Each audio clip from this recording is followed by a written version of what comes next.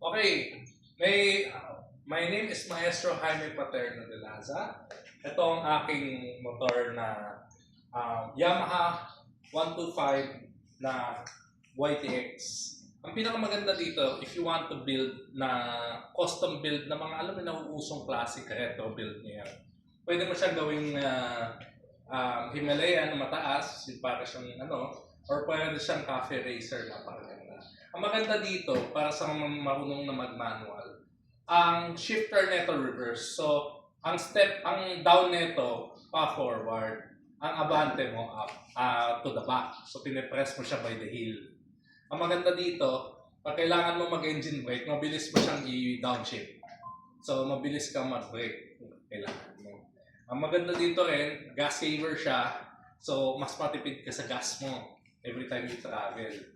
Tapos, maganda pa dito, dinisign siya, panta to dinisign siya for tricycle.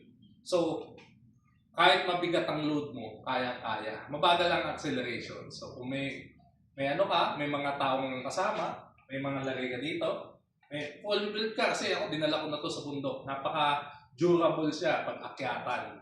Kahit mabigat yung dala mo, may kasama ka pang chicks, mayroon ka palalagyan ng mga box mo sa gilid.